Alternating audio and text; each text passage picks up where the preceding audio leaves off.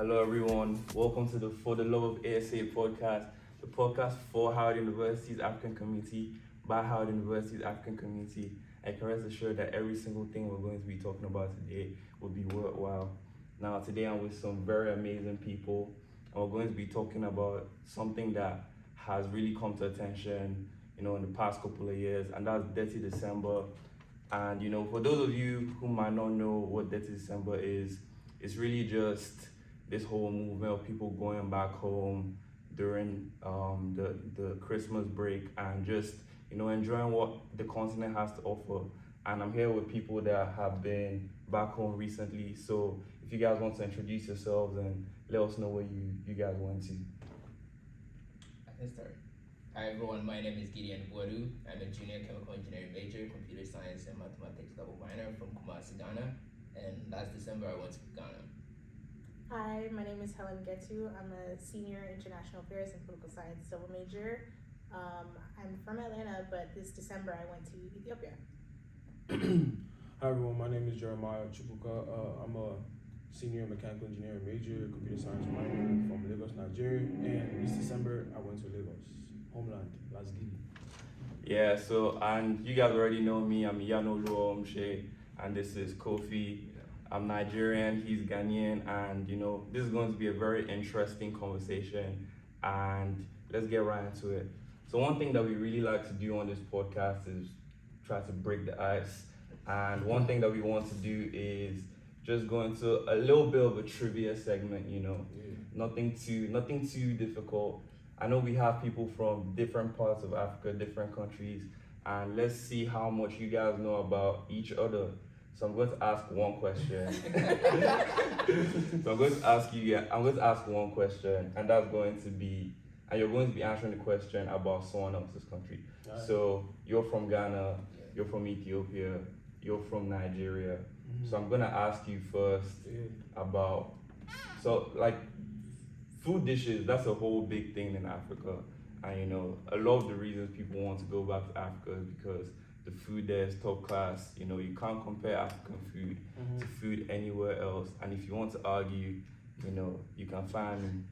But definitely, food is a whole big thing. So I want to ask you how much you know food around Africa. So I'm going to ask you, first of all, Jeremiah, what is the national dish of Ethiopia? Damn. See. Do y'all have a national dish? I feel like y'all have different dishes. We have a national. No, we do have a national dish. It's very popular. Very popular. Jesus Christ. I know. Is it a? I'm about to say something wrong. Bro, see, if you're having issues, just try to describe it like. But I know that y'all eat like raw meat. I know y'all eat raw meat though. Raw we meat. do. Yes. Is that part of the dish though? No, it's not. No. Does it have an English name? It does not. No. Gideon, do you want to have a try? It starts with the D, yeah. D. The only Ethiopian dish that I've had, I don't know if it's the national one, but it's like, it was a family meal. More like a bread type thing. You break it. I don't know if that's the national dish. You break, then you dip it in something. Yeah, you dip it in something. I don't know the name. They just ordered it. Yeah, but that's it's not that. It's but not that one. That's good. What's it called? It's called dorowet. Yes. I've not had it before. What does it look like? It's basically a chicken stew kind of thing. It uses chicken legs and then hard-boiled eggs, and then it's like berberis or spice, and then it's made with mother's love. But I haven't gotten there yet. You would eat it with injera. Injera is what you were talking about. Yeah. Injera is like a staple. Like you just have it laid out, and then they put all the different stews on there, and then that's I would say how y'all eat fufu with everything, similar to that. Injera is like that. Also. Yeah, so she knows her stuff. It is in fact injera and dorowet.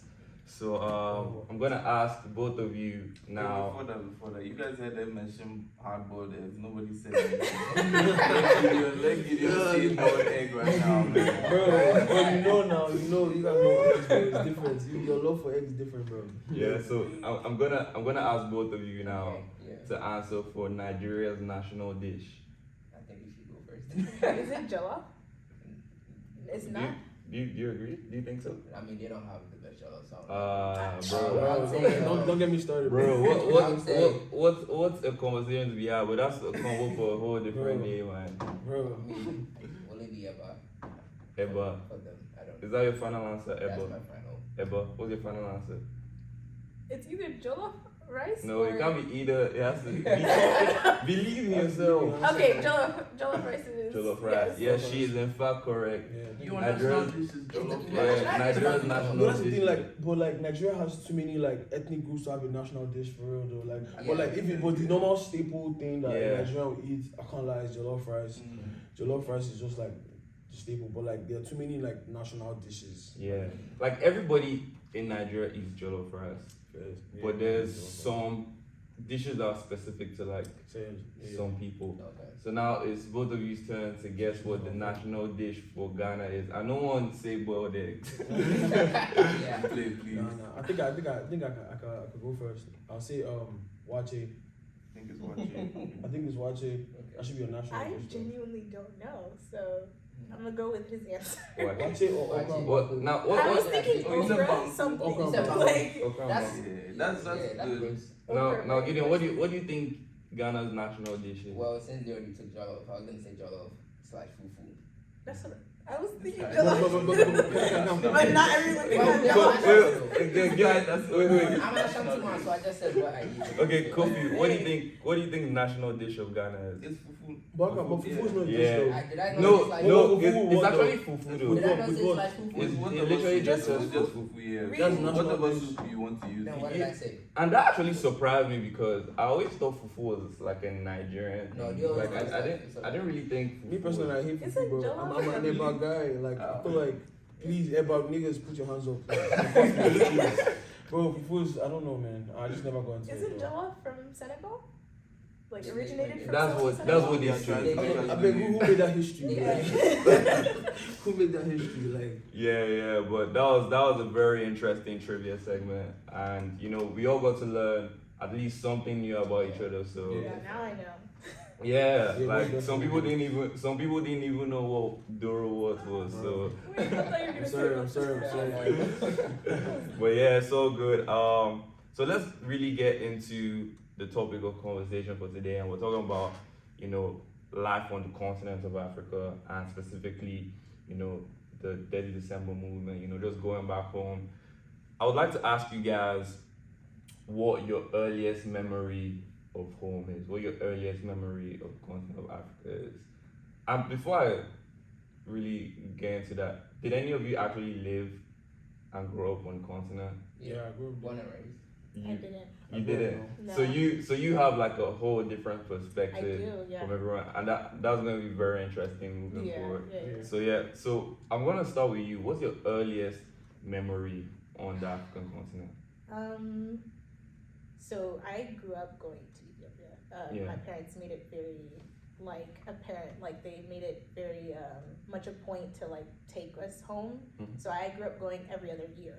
Mhm. So I don't remember every trip now because it's gotten to the point where I've gone home so much. But I would say my earliest memories would be when I go home. My mom has a house just an hour outside of the city, and I would just this is really weird because it's I was a child at this point, but I used to tease people a lot.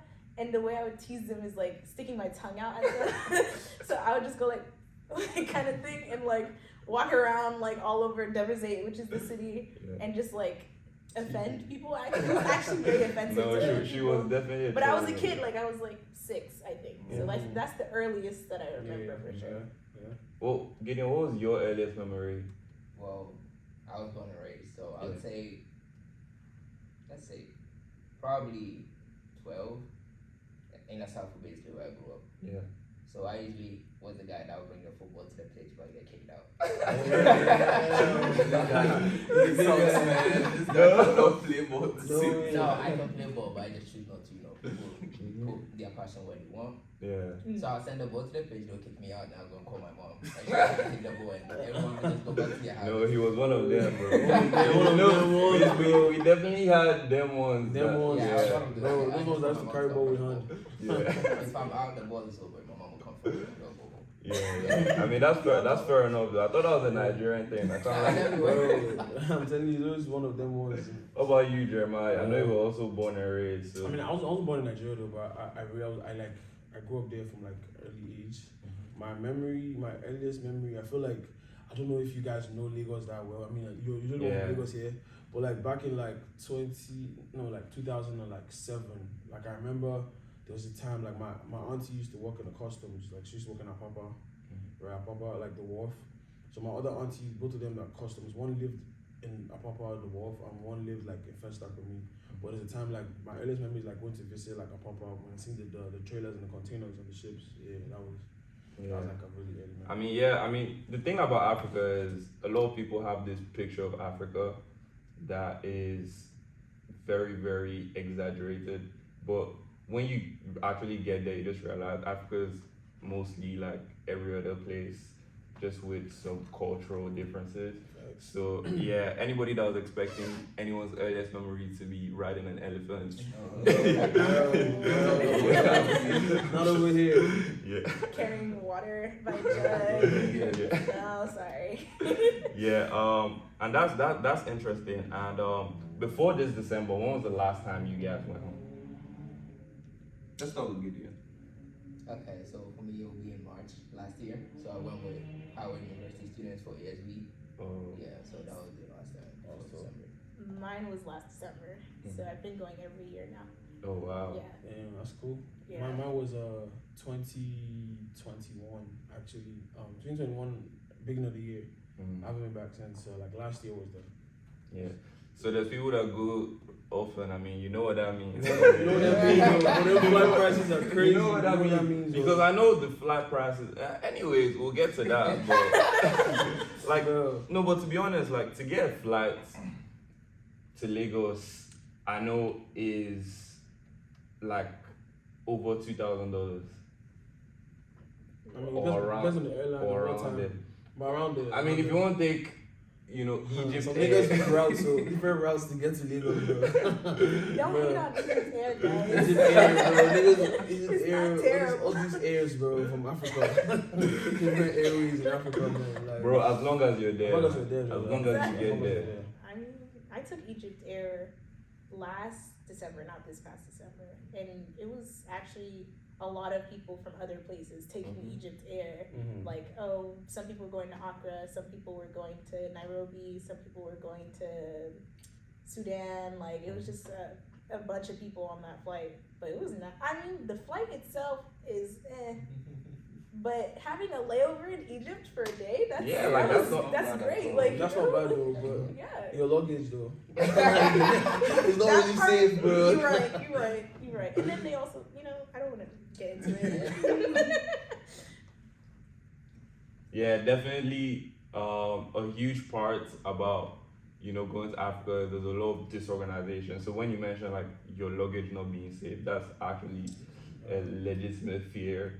But yeah, I just want to ask you guys, because I know from my personal experience, and I know it could be that way in a lot of other African countries, but I know the exchange rate is a huge reason why a lot of people really get back to Africa and they like want to go live like kings. Because personally, as a Nigerian, our leadership is not the best, and that means our exchange rate is also not the best. I mean, but people over here, like, they're not complaining because they go back and it's $1 to 1,000 naira, and It's 1.5 now though. 1.5. Wow. 1.5 So now. you bring $500 and you're a millionaire. Bro, you're a millionaire instantly, bro. Like, So I just want to. Have you guys had that experience in any of you? And what's the exchange rate like? Well, I can go first. So last year when I went to Ghana, it was like 1 cities to 11. It was around 11.80 11.8 around that side. But before I went, I actually pushed my money when it was peaked. So let's say 12, then I'll push some into my Ghanaian bank account. Oh, so he's thinking Yeah, like. because last 2 money years my economic. cousin went. 2 years ago my cousin went, but he sent dollars like fiscal cash, and it was 10 cities. It kept dropping to 8 cities, so his money was losing value. So I learned from his mistake, and I started pushing it when the exchange rate like peaked. So I was saving up. You was So doing if- forex in real life. Yeah, if anybody's gonna go back home to Ghana, make sure you talk to my boy Gideon. How to ball in Ghana, bro. Yeah, how about you? So it's not like thousands. Like, I mean, it depends. But last year when I went, it was one USD. It was like 90 bid, around 90 bid. What's See- the see that? currency? What's the What's the name of the currency? bid? Yeah, bid? it's, yeah. So bid is, and then now when I went though, You said 1 to 90. yeah, 1 to 90. That's good government. Yeah, Yeah. and then No, that's this Mine is 1 to 11. 11. 11 is But- crazy, Yeah, bro. That's- We're not gonna hype up a Ghanaian. Do you know why? Do you know why though? Like, I feel like population is saving you guys. Yeah. Like, bro, for Lagos sure. is bigger than Ghana. Yeah. Like, if you expand like so their corruption is on a small scale. So like it's not really like bro, imagine you have like the whole of Nigeria and you're But you guys have corrupt. more Bro. money than us, so that's not an excuse. You guys have way more money than us. But like we still have way more people though, so that's what like way more like corrupt guys. Like What's the population in Ethiopia? I really don't. I think it's around. It's gotten bigger now. I think I don't know. Maybe it's like 3 million, 4 million, or like in Addis. Or no. You know what? Let me not say it because I feel like I'm saying something wrong and I'm mixing up the numbers. But I'll Google it and let Wait, you know. can producer Because- confirm? Yeah, for us? can you confirm? 120.3 million. Yes. Wow. Of That's a lot. all of Ethiopia, Yes. right? Okay, so I think Addis Ababa specifically is like 3 million. Something. I don't know exactly. that's the capital. But that exchange rate is through black market. Oh. So the bank rate is actually 1 USD to 50 but Mhm. and then if you are, you know, one of those type of diaspora that goes back and doesn't do the bank rate, then it was 90. This year it was actually 119. But the bank rate was still like 56 but. Mhm. So it's very a little sneaky action going on still. Yeah. Don't do this at home, kids. 'Cause Yeah, for sure. I Like, don't want the Ethiopian government calling me like yeah, she's dropping some hidden secrets now. But yeah, like it's interesting to see how much different is like with currency, and a whole big thing is that's a whole big thing for people. They want to go there because they know like they can have a good time Yeah. there with the money that they have. But there's definitely other motivations to go back home and to, you know, just spend your December on the continent. So I want you guys to just let me know what some of the biggest motivations were for you to actually go back home. I mean, I can start. Bro, my biggest motivation to go back was family. Like, one, I mean, I left 2021, and this is 2023 December. I haven't seen my mom, you feel me?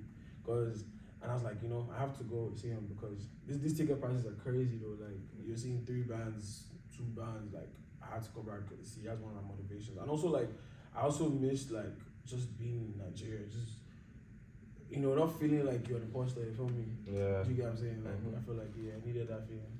Yeah. Me is also family. My dad lives there, so I go and see him every year. I also have like a desire to move back at one point in my 20s. So the idea is like I go home and get myself accustomed to it as much as possible. I'm trying to learn the language more and more every day and all that stuff. So definitely like my biggest motivation is family, but family's always there. Like I go often now where I see them enough where they're not like, oh, she's not leaving us forever. But more it's like, okay, I have a desire to move here in the future, So you would actually live in Ethiopia long So you term? Yeah. live America to leave Yes. Ethiopia? Why? 100%. The American economy is just not a desirable thing to want for your future. I think like what's going on now is just scaring me specifically, people in my generation. So a lot of people I know within the Ethiopian diaspora, they also want to go home at one point and like move to it's split. It's either like you want to go home or you don't want to go home. I don't want to be in America. Period. What makes you feel like it's better in Ethiopia though? What's better in Ethiopia? Like, what makes you feel like it's gonna be better in I mean, It's compared not. to America? But my point is like I want to contribute to the development of Ethiopia and contribute to the development of Africa as a whole. That's all. So, Nah, that's real. That's real. Yeah, that's you real. know, you would want to go home and me, I want to settle there. I want my kids to be raised there and like actually like know their culture because I didn't have that as much. So, and, like I had to work hard to get to that part. Yeah. I don't want them working hard. Like, Yeah, you know? not gonna lie. I think that's something a lot of people would want. I personally would like it to be possible to live in Nigeria, but the thing is it really possible? Is it really possible, bro? That's the thing. Is Yeah. I mean, that's a whole different conversation because like this December taught me that like, see, it's not possible. Like as of right now, like where I'm at in life, I don't think like to live full time in Lagos, like to live in Lagos like full time, you have to be tapped in like to a certain like group of people that 1% is 1% in Lagos. Like you might think like okay, on average in Lagos, the average guy is suffering, is living a terrible life. But the Lagos that people see in social media, we see Burna Boy, we see Davido, those are the 1%. Like, their 1% is crazier than America's 1%. Like they live like they're crazy, they have like crazy lifestyles over there. So like I'm not fooled about that because I know that like you have to be there to actually live that. But as a regular guy, well, it's not it. There's no Apple Pay, bro. How about you? What's your biggest motivation to go back home? Well, when I went back in March, right, I did not get to go back to Kumasi. That's where I'm originally from. We're in Accra for the program and everything. So after just seeing Accra, I was just like, now I have to come back and go to Kumasi this time and actually see family. My parents came to Accra to see me for like 20 minutes and they had to go back. Oh, wow. Yeah, because the program was very tight, so I just had to, meet them, hey, hi, bye. So that type of thing was like, nah, that's not good. I have to come back and this time stay at home. And when did you say it was the last time you saw them before that? That was like 2021. Actually, I only Wow. saw my dad and my sister. So My mom, I didn't see her before I came to wow, the so imagine not seeing your parents since 2021 and And you the see them next for time I 20 see them, minutes. Like, That's wow. That's crazy. Yeah, I had to. I mean, see, that's what we be going through. Like, Yeah. I guess I'm saying like I just wish like in general like Africa could have patterned up because a lot of families are just being like separated like just because of people are going to to America just to look for like better opportunities. But like if like bro, there's no reason why we should be in America for real. Like we should all just be in like Nigeria, Ghana, Ethiopia, in our countries like just doing stuff. yeah. Yeah, I mean, hopefully things can get better and we can find a way. Like, we already have someone here thinking about making stuff better. So definitely, we're rooting you on. But yeah, just more specifically into what it was like this December and what your last trip was like. What were some of the highlights for you? And what would you say if you were to give an advert of December in Nigeria, December in Ethiopia, December in Ghana? What would you say? Let's start with you. Well, my second motivation I forgot to mention was for a concert, right? Yeah. And Kofi may say something, but don't say it. I had to go for this guy's concert, Black Sherif. I don't know if you know him. Yeah, no, that's Blackwood. That's cool. Yeah. So that was like one of my biggest highlights. I was actually anticipating. I bought a ticket ahead of time, and I had friends who wanted to go with me, so I got them tickets too. And I think that was the first highlight. The second one was actually driving in Ghana. So before I came to the US, I wasn't driving. I was driving illegally though, and I didn't have a license. So I would not consider that driving. But driving around in Ghana, it was not the best, but it was a highlight. Just to be able to, roll down the glass and shout at someone. Because you have these motorcyclists trying to cut in the lane. It was fun and it was also frustrating. But yeah. I mean, I don't know how it is in Ethiopia, but I definitely know how it is in Ghana and Nigeria. I know traffic rules don't really mean anything. Traffic rules don't really mean anything. Like, you just see people walking on the road. Like, your car could be moving at full speed. Someone just walking. Bro, I'm telling you, like, a real American, someone that's really American will come to Nigeria and kill people on the road. Because, bro, like, you're driving in America, you're on your lane. When you're lane, you know that there's a There's a crosswalk stop over there. There's a sign. stop sign that stops you Exactly. stop. In Nigeria, something like that. There's rules. One random guy just jumps into the express halfway Trying and to like sell you just plantain bro, chips, like man. bro, I will literally just hit you like bro, what? I could have hit you like. Sounds about right. Exactly. And Yeah. those bus conductors, they just stop abruptly without turning on the signal. Oh, so yeah. it's like, Signal is what's signal? Yeah. No, don't know what that is. Traffic. Trafficating. Whatever we call it in Nigeria, trafficates, but it's never trafficates, bro. This is like, yeah. Yeah. How about you, Helen? What would be an advert for December in Ethiopia? And what were your personal There highlights? were just so many this time. Like this time was actually really, really good. During December to January, it's actually Ethiopian Christmas, and then it's also Temkets, which is like Epiphany basically. So it's like two very big holidays. So I got to celebrate that like with my people, and then my biggest highlight, like how he said that I didn't go for a concert personally, but I happened to like see this one jazz player. His name is Mulatu Astake. Yeah, Mulatu Astake. I'm sorry, I just don't want to mispronounce his name because like I used to mispronounce it a lot. But I got to see him perform live. He's really old. He's the father of Ethiopian jazz, Oh, wow. like very legendary. And that was like a highlight of my trip. Like I was bragging to my dad after that because he didn't even know I was going to see him. Like my friend was like, "Oh, just come to Gion Hotel," and I was like, "Okay, I'm like, sure, why not?" I go, and then we're like, "This is African Jazz Village." Like I was sitting there like, "This is African Jazz Village. This is Mulatu's place," and I was like, guys, like I was like, "We're gonna see Mulatu Astake," and I got to see him perform live. I was like. I know a lot of people were jealous of me at that point. Like, I didn't even mean for it to happen, but I had so many people, like, texting me, like, "No way, you got to see Mulatu, da-da-da."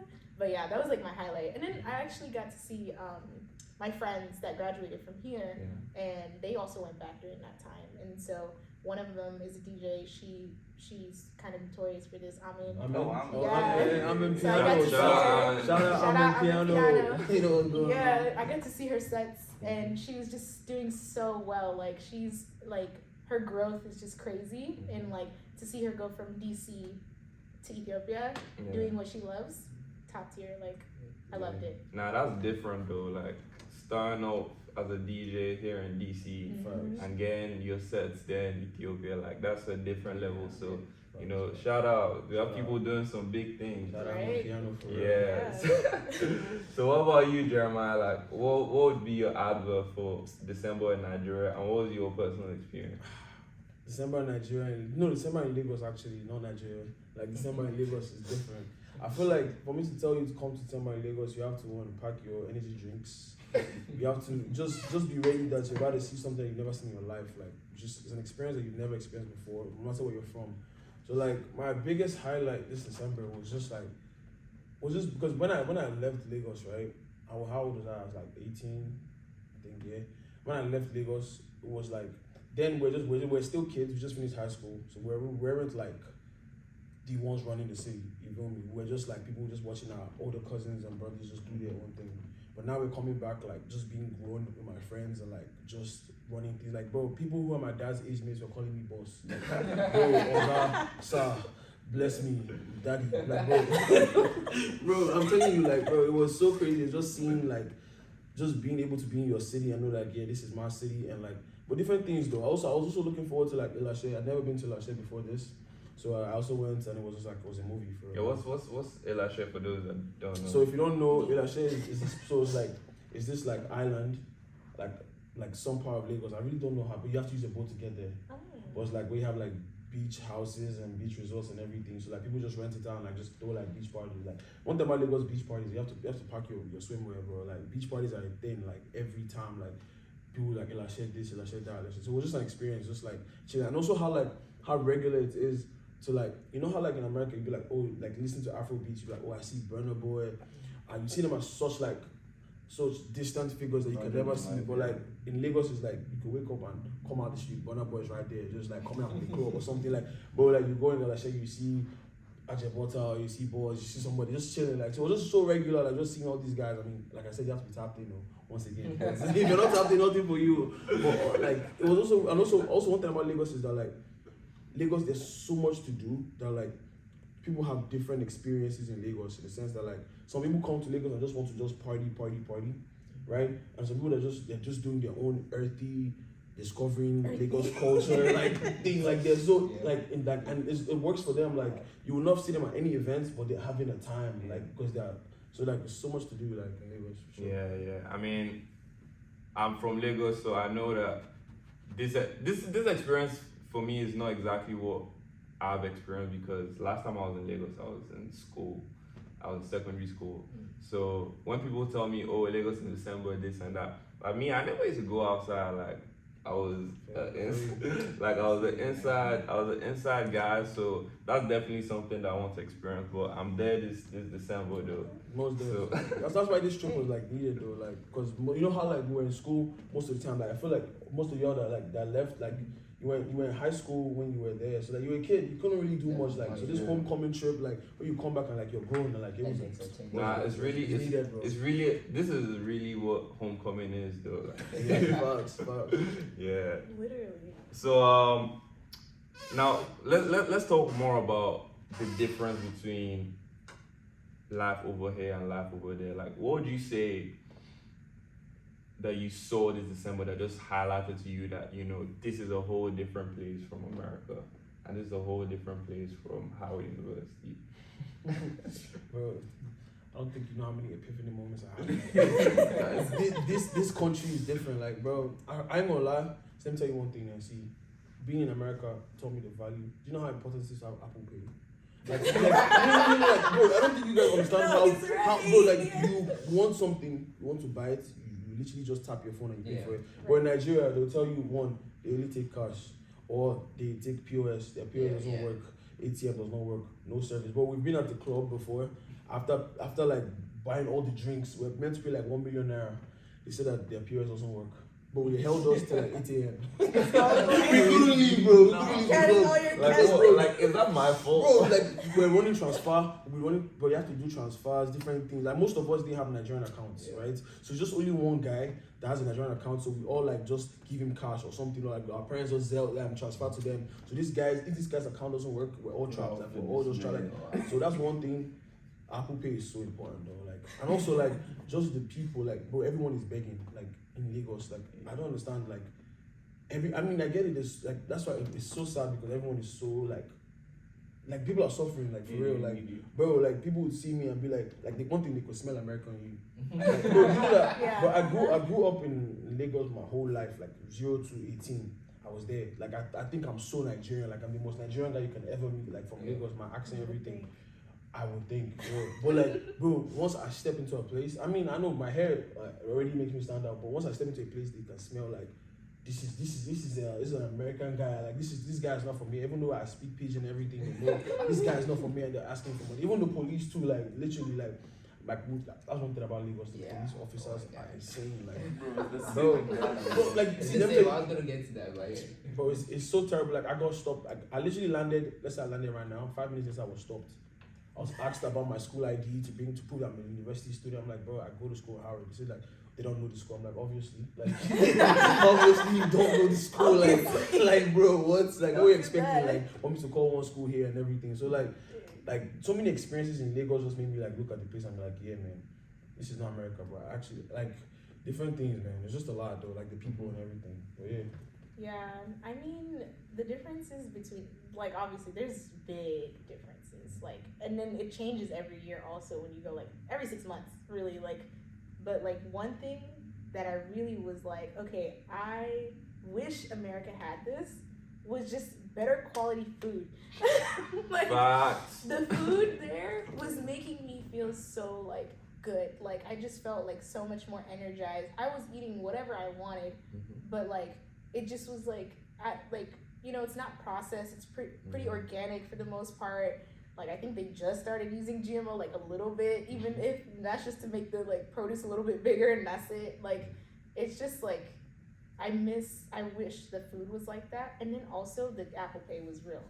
That was real because we just got e-transfer.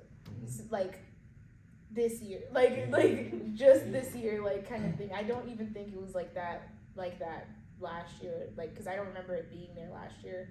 And you have to have a yellow card, or like you have to be a citizen to have a bank account, and I don't have a bank account because I wasn't a citizen. I just got my yellow card, so I didn't get my I had to ask my dad for cash every time, and I was just pissed off, like, cause I was like, just at this point, like, I don't want this. And then he's like, oh, do you want me to just transfer it to somebody? None of my friends have Telebird. None of my friends have e-transfer. So it's just we need to implement some POS systems. Yeah, for sure. POS and like some Apple Pay here and there. It would be very beneficial. But I mean, and life is simpler.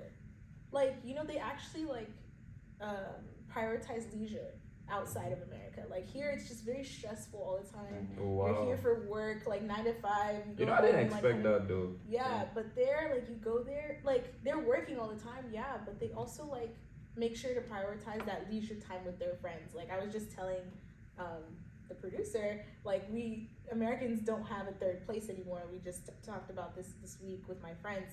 Like you have work and then you have home, but you don't have that place where you have community.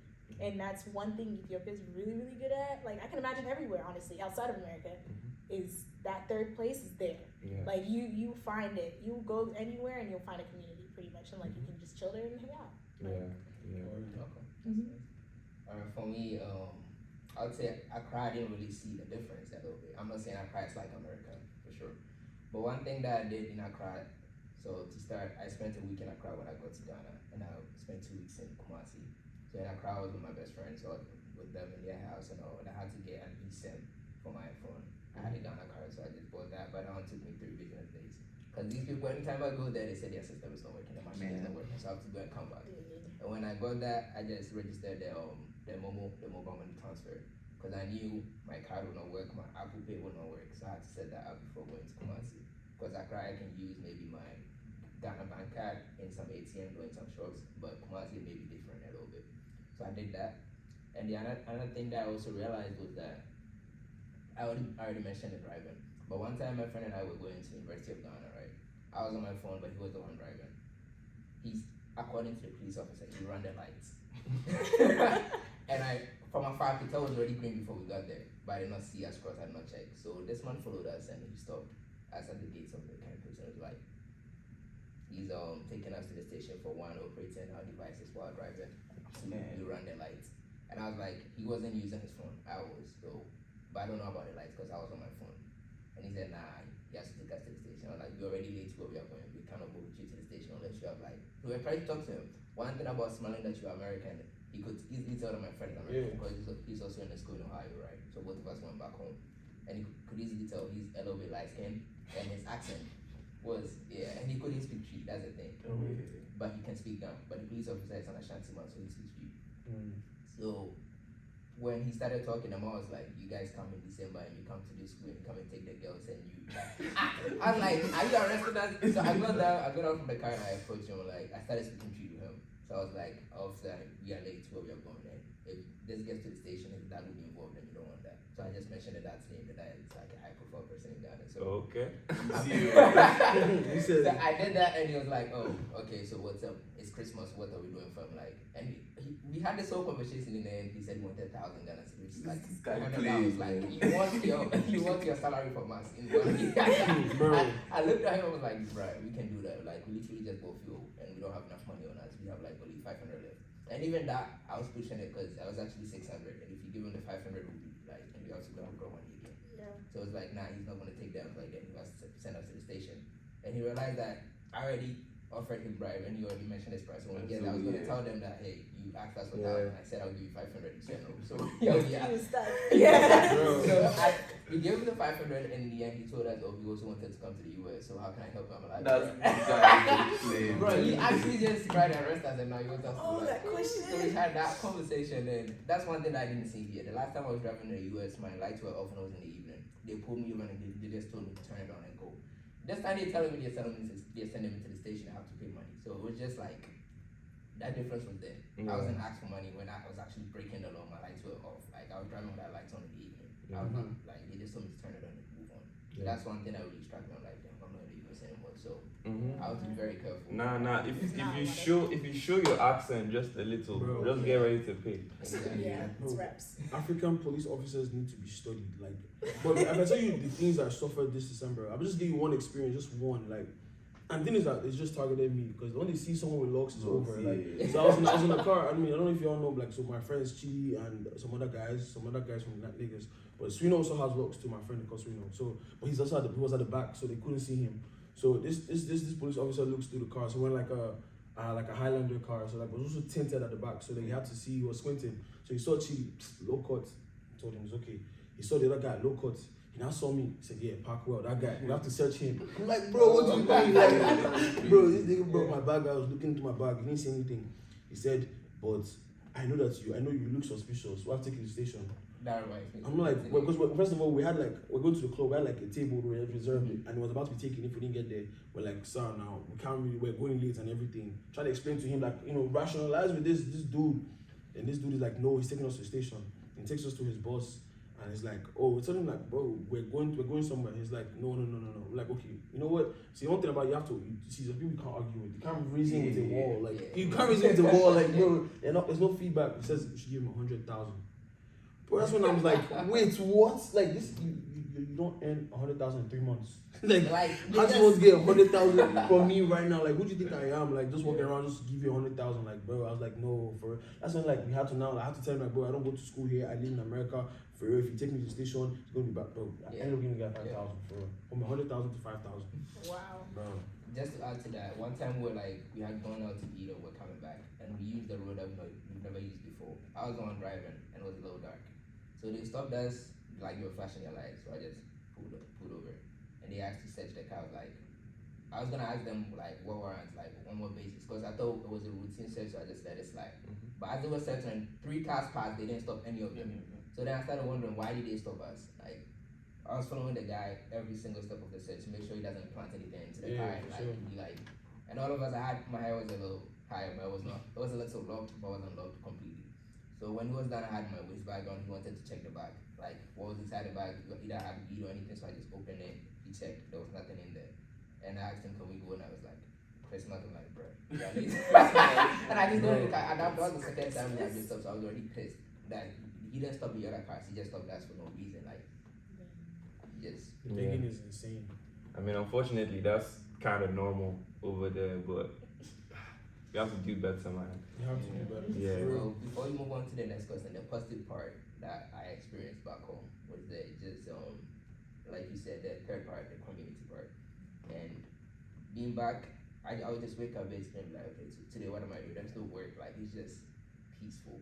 You can go out, there's a provision store out here. If I want to get groceries, I have to go to my Instagram, like that. It's nice and all, but it's a little stress.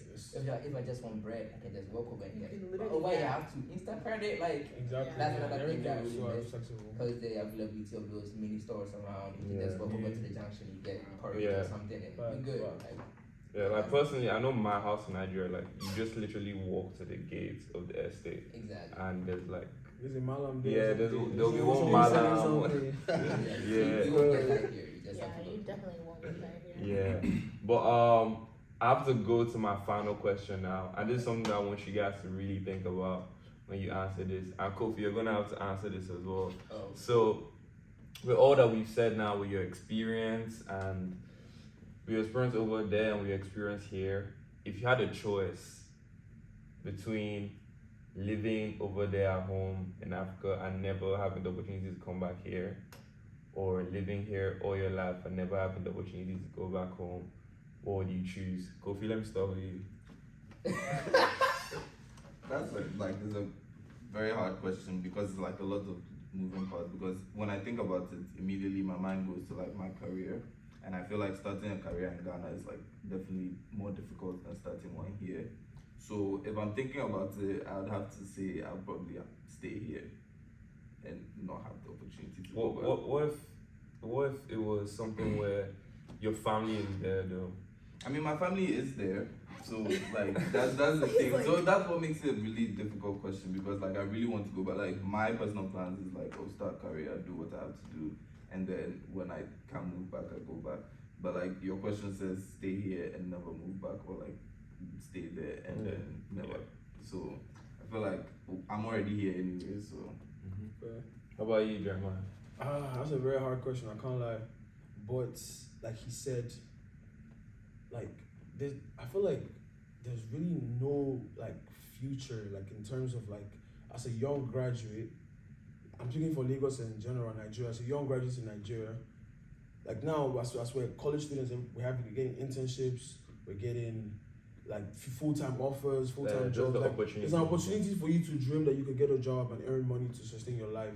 Like as a graduate from Nigeria, next thing is masters or something somewhere else. You have to go abroad to get a masters, get a PhD. Like there's no I'm going to work anywhere. Like as an engineering student, there's barely any engineering firms. Like you have to work at a bank. Like everyone is working at one funny bank or one accounting firm, no matter regardless of your degree. So there's really no future there like for life. So I feel like I'm a choose to stay here. Like, but I'm a hustle enough to bring my family here. You feel me? So I mean I'm going to have them here. But that's also very hard because I love like Nigeria. I love Lagos like for real. Like, so that's a really hard question. But I mean America has to be in the Apple Pay. Yeah, that sums it all. How about you, Helen? I think honestly, I actually have to disagree. I can't imagine life without Ethiopia. Like, I have hope. Like, I have hope for the whole continent. Honestly, I feel like we will get to the point where those opportunities will come. Like, you know, and like those career opportunities, schooling opportunities. Like, I have that hope that over time it will like grow in Africa as a continent, and I want to be a part of that. Yeah. So I could not imagine myself without it. So I would probably live in Ethiopia the rest of my life and never come back here, honestly. Like, I can see that happening, and I wouldn't mind it. I know I'm privileged also to be born and raised here, and like I know like it sounds like, oh, I'm just going for the luxury and stuff like that, but like honestly, if I'm moving there, I'm there for everything, like the good and the bad.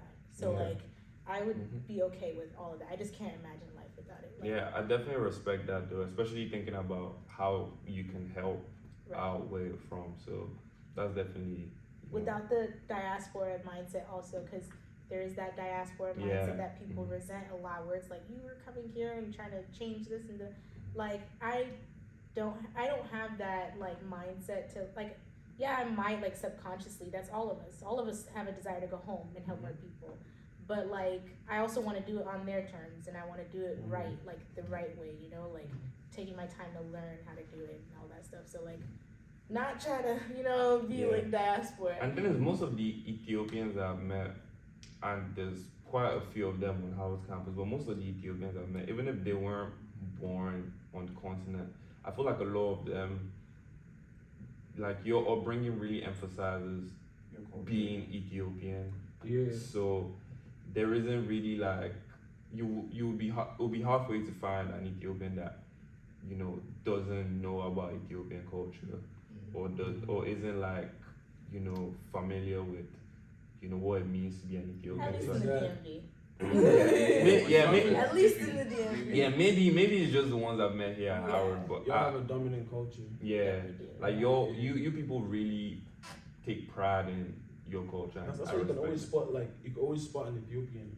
Yeah, it's like because like and that's what I'm saying. Like some people like you can't really spot Nigerians like that sometimes, or like some parts of Nigeria, like Igbo people, like for real, you can't really spot them because like they sometimes they dissociate so far away from their culture. Like they're just American regular people. They could be from anywhere, but like it's like Ethiopians, you must know your language.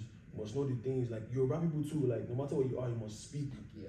Ghanaians too, like they must speak to you. Like you can pick one Ghanaian guy from anywhere. He's just speaking to you, like born and raised there. He must speak to you. Like that's but Igbo guys they don't really like teach that. The to Ghanaians So, like- and the Nigerians got it more unpacked than the Ethiopians. At least with the language part, I feel like every person I've met knows their language more. I mean, I think it's just half and pidgin half. though, like Maybe the actual It's language. Pidgin. Okay, Pidgin. I- is I- that like, accepted? Pidgin more? isn't really It's like not really a language. It's a language. It's just I mean, It's it should be though. right? It should be. Yeah. Yeah. Okay. It's just a way of speaking Speaking. English. But I think when it comes to the languages, like the actual, The actual indigenous languages, languages, I think Ethiopian have that Maybe down. Yeah, they have that though. I wouldn't know. Yeah. Maybe there needs to be a study done.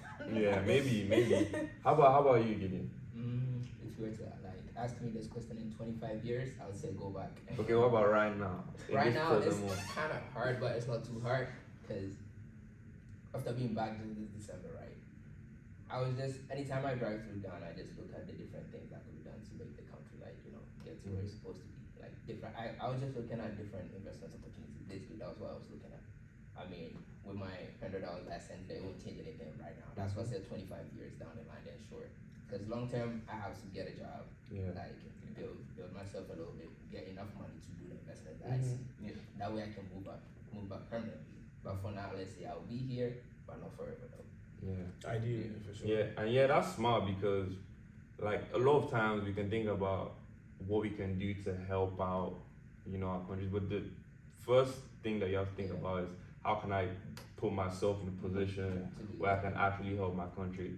And a lot of people in Nigeria, like, and Ghana and Ethiopia, there's a lot of good people there that want to help their country out, but it's about the capacity. Like, can you really get the capacity to do something big Exactly. within the continent? So, Would you even be allowed to? yeah, so at the end of the day, it might really be about thinking, how can I get myself to the level where I can actually make an impact? So that's definitely something to think about as well. Yeah, no, you did not answer the question. No, I mean, you guys already know. Yeah, I think you did. So just comparing it to Yeah. That's. I think that's my answer. Like, I love Nigeria. But I love my people. Obviously, I want to see my family, but man, I'm not gonna lie. All my life is kind of far. That's a lot of I time. mean, you can go anywhere else too.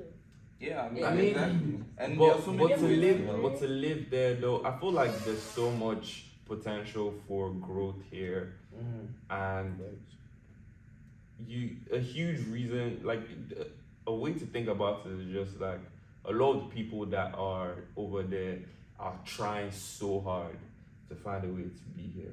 That's true. Yeah. So if you're here, there's a reason why people want to come here. Exactly. Yeah, definitely. Like Yeah. that's what you said though. You said like you want to go back, but with the mentality of the good and the bad. That's very important because you need to understand that like people actually want to be here. Like they're not foolish to run away. Like it's not just all like people come to Nigeria. Like when I was in Lagos right now, I've seen people who like I could tell that this is their first time in Lagos. They're not like they have no like relation to Lagos. They're just coming because they've seen like, oh, I like Afro beats, I like Burna Boy, I see him on stage, he's performing, blah blah blah. I like Wizkid, so let me come. But Nigeria is way more than Afro beats. Way more than the glam. There's way more than Detty December for real. Right, So if you actually want to move back, you actually have to put everything into like know that you have no rights in this country. You have no civil rights, you have nothing. You're just a guy like just existing in this country. But you only have fun in December. Just know that and go back. Then accept it and accept anything, that's fine though. But like being here, a lot of people want to be. A lot of people will trade places with you instantly because being there is not easy. Gotta call a spade a spade. It's not easy at all. Like it's not easy at all. Like definitely, we all love Africa, but you can't like over glamorize what it is. Like you have to take what it is for what it really is, and obviously, like Helen said, you have to think about how you can help out.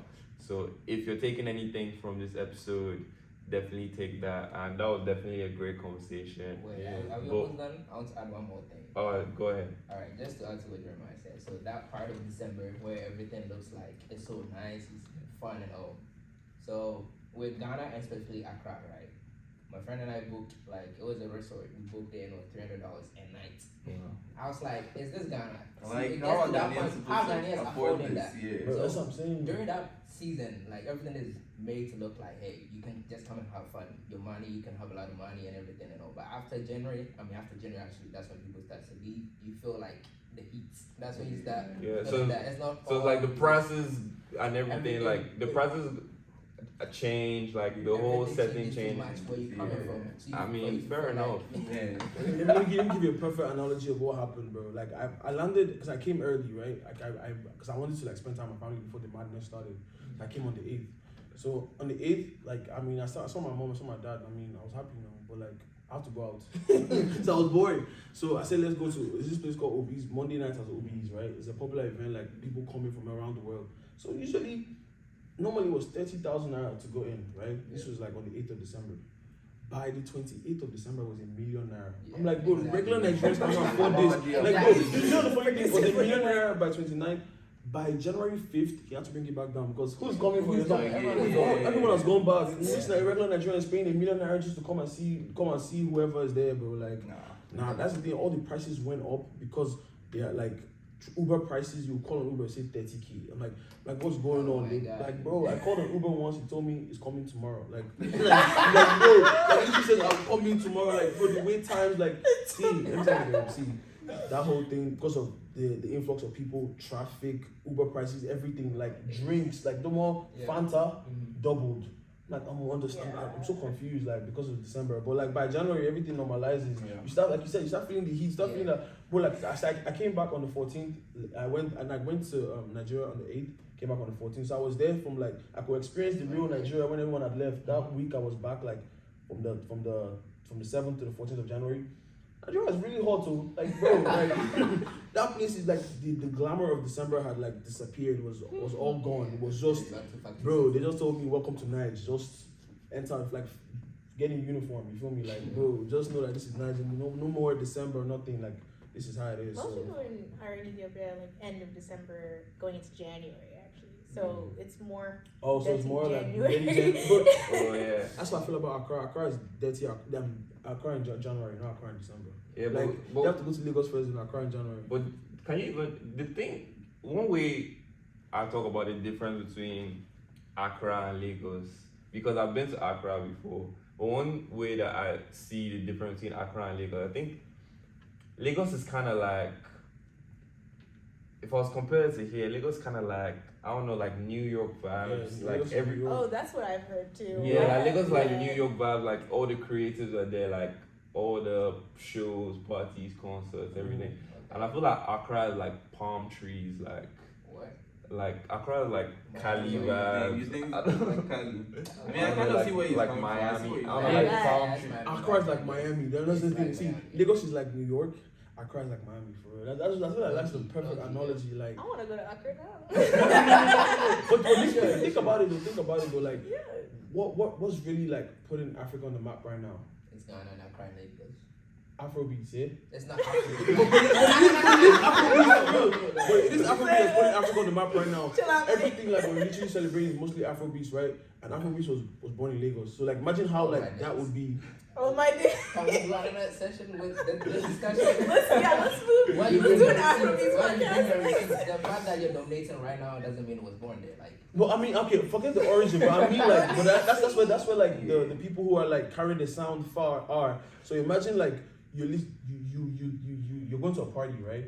And let's say you're going to a party in any location in Africa, right? They're playing Whiskey, they're playing Burna Boy, right? You cannot compare the vibes as to actually partying with the actual guy that sang the song. That's right there. You're seeing Burna Boy perform the song in the club with you. It can't be the same vibes, you feel me? Yeah. It's only be more immaculate, you feel me? That's what I'm saying. Like, so that's why Lagos has that kind of bubble, because the guys you're actually like looking up to, they're here. Like, you're seeing your idols right next to you. You're seeing that lifestyle that you see, like, oh, Davido's on the jets, but you see Davido's house, see his cars and everything. But Ghana's like Miami in the sense of like, they're super rich guys, because it's a small town, super rich guys from everywhere, and they're just partying, like they're where you escape to. You feel me? Like, you escape to Accra. Yeah, to it's go like party it's and like do shit. Accra. If you don't want no headache, you just want to relax. Exactly. I just chill. feel just calm, like sipping and just Yeah. and like you listen to like actual like Ghanaian music. It actually gives those kind of vibes. Like you compare like the actual Afrobeats like made by like typical Nigerian artists are more like they're more energetic. Yeah, I see what you Ghanaian mean. music is like calmer, like it's the same music that like Boj and Jebota, like the Lekki guys make. Like, I think they just got it from Ghana. Like if you compare to like R2Bs, all those guys, like they make like softs. That's how Accra Yeah, that's the point. I'm not Yeah, talking about yeah. this, actually. Yeah. So how we're gonna round up this podcast is I'm just gonna go around and everyone give one word to describe, Africa and describe your experience there. Just one word. One word. So I'll just give you guys a moment to think about what the word is gonna be, and let me know when you're ready. How to describe Africa? Yeah, and Your just your experience. Or experience. your experience? Just Oh. one word. You wanna start, Kofi? I was not there, man. Kofi, what was the last time you were there? I haven't been back since I came to Howard, so like 2021. Yeah, me But too. I'm there this Yeah, I'm there December this as well. I'm there this December though. First. Does anyone want to go? One word. I can go. Okay. It's an Amharic word. I'll just say Alright. Desta. Desta means happiness. Yeah. So, or happy. Alright, So word. I felt a lot of, that. Yeah. Do any of you guys want to go? You have a word in mind? I have a whole sentence, but Just one word. Just one I word. have a word, but like I'll give the word, but I'll explain why I give the word. Alright. I'll say me. In the sense of like I felt like myself, like literally like. But one thing I know about American food kills. Like that food kill. Like bro, I can't lie, it's terrible. Like you can inhale McDonald's, you gain 5 pounds. Like, bro, just by inhaling McDonald's, bro. Like you haven't eaten it yet though. So like I felt like myself. Like I just felt like I was in my element. Like one, I didn't need to like fake any accent or speak a certain type of way. Like I didn't need to. I was just myself. Like these are my people. Like what can you tell me? Like you feel me? So I just felt me. Like Yeah. what I'll say is priceless. Right? Mm. And in terms of the fact that it's actually literally priceless, because if Kofi would remember, sometimes I'll text in the chat, Charlie, my money is finished. Like, and this is me who at least I had like roughly around $2,000 pushed to my account before I moved. Yeah. So it's like you having the fun, like everything is just going on so well. The experience, the money will not. I mean, if I pay $2,000 in the US, I will not have the same experience. So that experience was priceless, Yeah. and it's also costly. Just see. Yeah. So like it's priceless but pricey at the same Yeah. time. Yeah. I mean, here you have it, man. Everyone has given a word to describe what the experience is like. And I hope some of you that are thinking about going to Africa or going back this December, just go for it, have that fun, have that experience, and let us know how it is. But that has been this episode, and I hope you guys enjoy it. And make sure you tune in for the next episode of For the Love of ASA podcast. Safe. hell yeah. That was good.